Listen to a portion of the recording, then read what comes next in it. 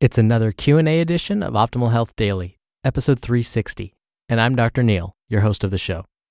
Happy Friday and a happy December. Welcome back to another special Q&A edition of Optimal Health Daily, where I play your questions right here on the show and answer them.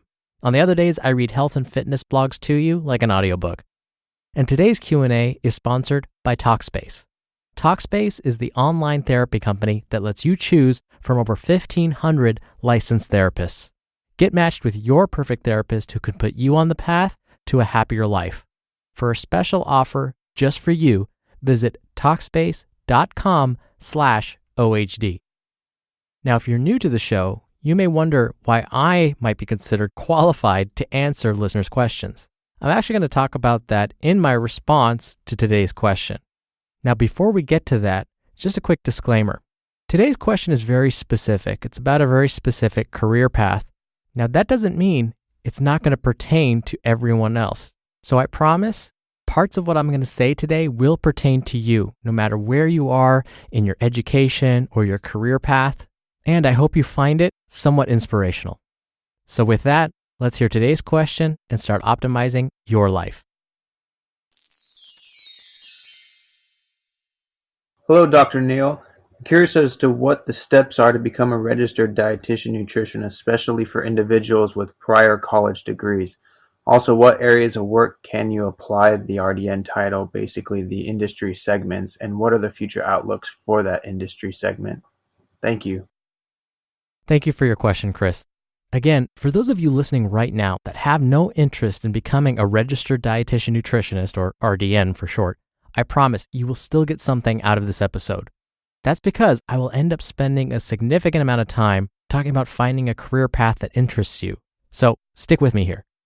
Chris, obtaining an RDN after you already have received a bachelor's degree is very possible. In fact, this is something that I myself did. Now, as of right now, the RDN credential is considered a bachelor's level degree, but beginning in the year 2024, that will change. You will need a master's degree to become a registered dietitian nutritionist beginning in 2024. So you're on the right track.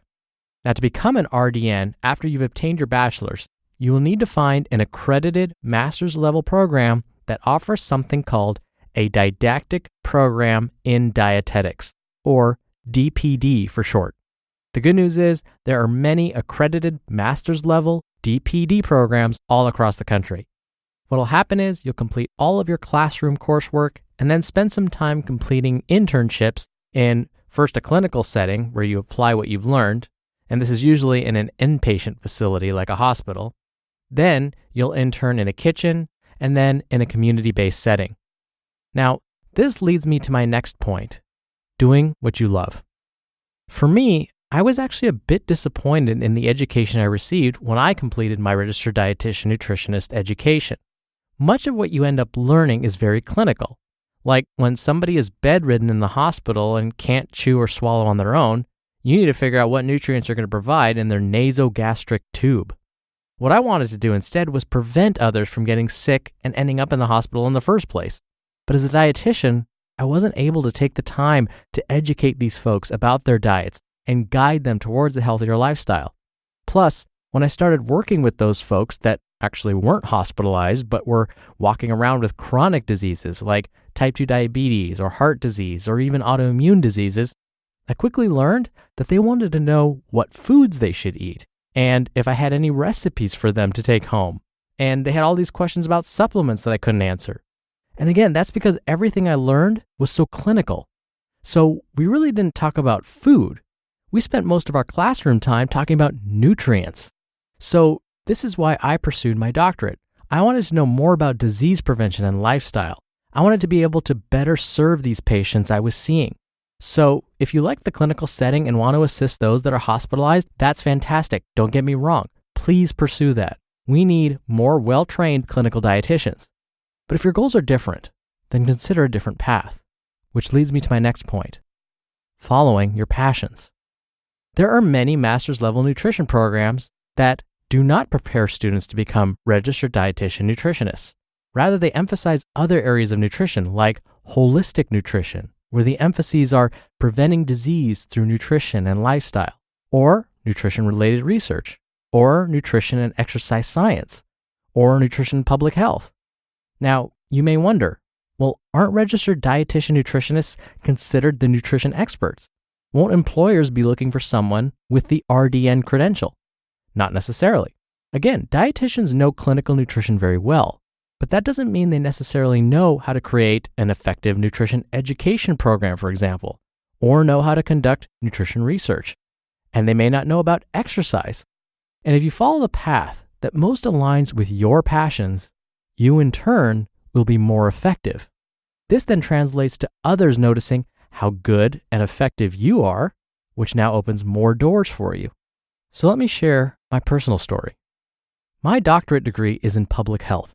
Now, admittedly, no one has any idea what that means or what that is. I knew that someday I wanted to teach at the college or university level. I wanted to help future professionals understand how important nutrition and lifestyle is for overall health and wellness. So, before I chose my educational path, meaning my doctorate degree, I asked every professor and professional in academia that I knew, and I asked them this question: should I get a PhD or a doctorate in public health? They all said the same thing. Oh, if you want to be a professor someday, go for the PhD. Everyone knows what that is and it's well respected. So I looked at PhD programs, but I couldn't find one that suited my interests. Instead, I found a doctoral program in public health that seemed perfect for me. All the classes sounded interesting. So I took a leap of faith and pursued the public health degree instead. Soon, my faculty noticed how passionate I was about the material I was learning. I was excited about the classes. They took notice. Because of that, I was recruited to assist them with research. Then, because of that, they liked my work ethic because it didn't feel like work to me, so I didn't mind the work. And they helped me get jobs. And now, even though no one knows what a doctorate in public health really is, I have 4 jobs. I'm a department chair, I have 2 adjunct faculty positions, and, of course, was recruited by my brother to host this very show. So I'm not trying to brag. The bottom line is, yes, the future is very bright for registered dietitians and nutritionists.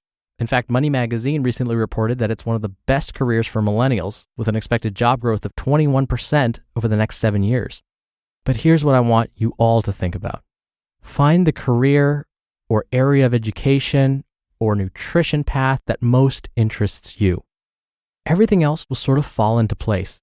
People are going to notice how passionate you are about what you're doing. It's not going to feel like work to you, so you won't mind, quote unquote, working longer hours because you're going to be so happy doing it.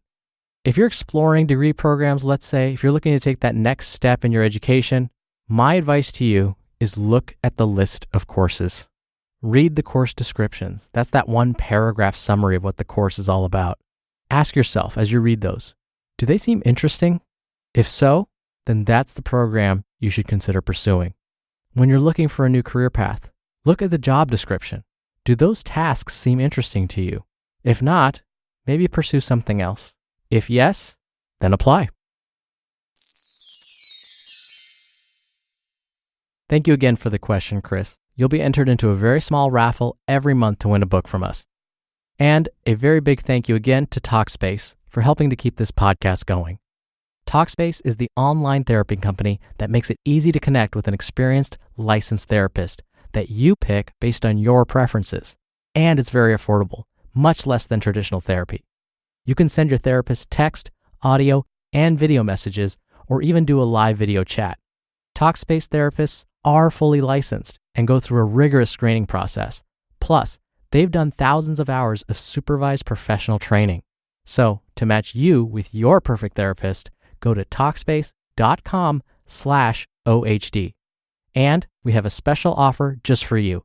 You can use the coupon code OHD to get $30 off your first month, all while showing your support for this podcast. Again, that's the code OHD, and you can use that at Talkspace.com/OHD. All right, that's another week of Optimal Health Daily in the books. Thank you, as always, for listening every day and all the way through. Thank you for being a subscriber and sharing this show with someone. Have a great first weekend of December. I'll see you back here on Monday, where your optimal life awaits. Hello, Life Optimizer. This is Justin Malik, creator and producer of this show and Optimal Living Daily, the brother podcast of this one. Literally, I'm Dr. Neil's brother. If you like the format of this show, you'll love Optimal Living Daily too, where I also read to you from blogs, but cover other topics like personal development, finance, and minimalism from bloggers like Derek Sivers, The Minimalists, Zen Habits, and many more. So for more amazing content read to you for free, come subscribe to Optimal Living Daily too, and together we'll optimize your life. You've been listening to Optimal Health Daily. Be sure to hit the subscribe button to stay up to date on each new episode, and head to oldpodcast.com. That's oldpodcast.com for a free gift, as well as more actionable tips and resources to help you maximize your potential.